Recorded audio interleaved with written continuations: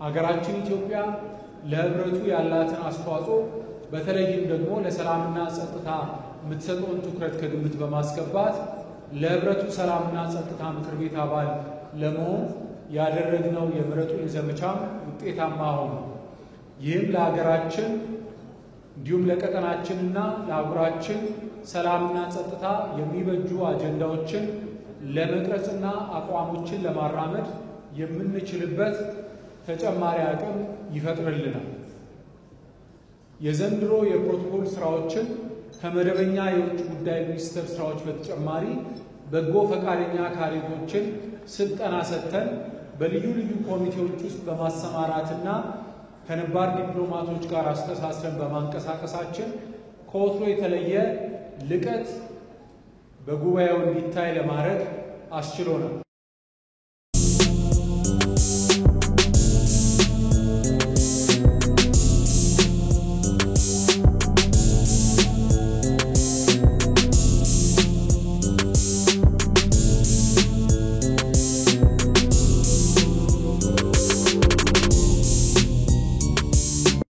የአፍሪካ ህብረት ጉባኤዎች በተለያዩ የውጭና የሀገር ውስጥ ሚዲያዎች ቀጥታ ስርጭት እንዲተላለፍ በማድረግ በክብር እንግድነት የተገኙ መሪዎች ፓን አፍሪካኒዝምን በሚያጎሉ ታሪኮቻችንን በሚያወድሱ ንግግሮቻቸው አማካኝነት የፓን አፍሪካኒዝም መንፈስ በአዲስ መልክ እንዲቀጣጠል ያስቻለ አጋጣሚ ፈጥረናል።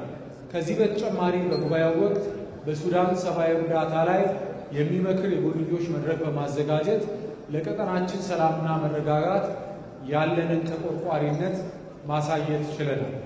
በአጠቃላይ ሲታይ የህብረቱን ስብሰባ ያሰናዳንበት ሁኔታ የተዋጣለት እውነት ማዘጋጀትና ጉባኤ ማስተናገድ እንደምንችል፣ እንግዶችን የሚያስደስት የመዲናችን የልማት ገጽታ መገንባቱ፣ ለአፍሪካ ሰላም፣ ማህበራዊ ልማትና ትስስር የሚበጁ አጀንዳዎችን ቀርጸን ሌሎች እንዲገዙት ማድረግ መቻላችን በአጠቃላይ ሂደቱ የተሳካ እንደነበረ ለማየት ይቻላል።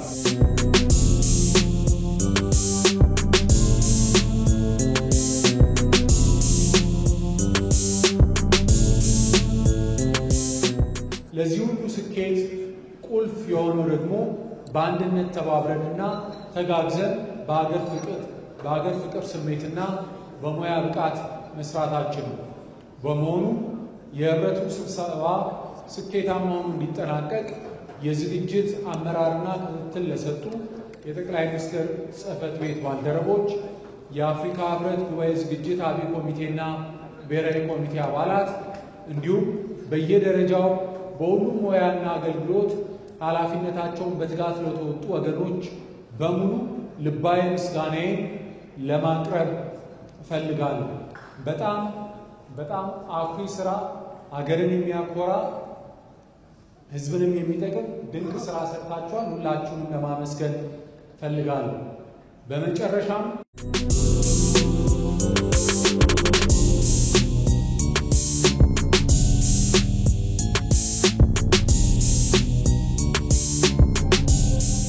በዚህ ጉባኤ የተለያዩ አገልግሎቶች ተሰጥተው እንግዶቻችን በአግባቡ ተስተናግደው እንዲሄዱ ለማድረግ ከኤርፖርት ጀምሮ በቆይታቸው ወቅት በሆቴሎች እና ሌሎች ስብሰባ ቦታዎችና መዳረሻዎች የተሰጡ በርካታ አገልግሎቶች ያሉ ሲሆን ጨመቅ አድርጌ ለማቅረብ ያክል እንግዶች የሚያርፉባቸውን ባለኮከብ ሆቴሎችና በደረጃ ሊታቀፉ የሚችሉ አዳዲስ ሆቴሎችን ዝርዝር መረጃዎችን በማዘጋጀት በመለየት ጥራት ያለው የሆቴል አገልግሎት እንዲሰጥ ኮሚቴው በየጊዜው ክትትል በማድረግና አስተያየትና የእርምት እርምጃዎችን በመውሰድ እንግዶቻችን በአማረ ሆቴል በተስተካከለ ቦታ እንዲቆዩ ለማድረግ ተችሏል።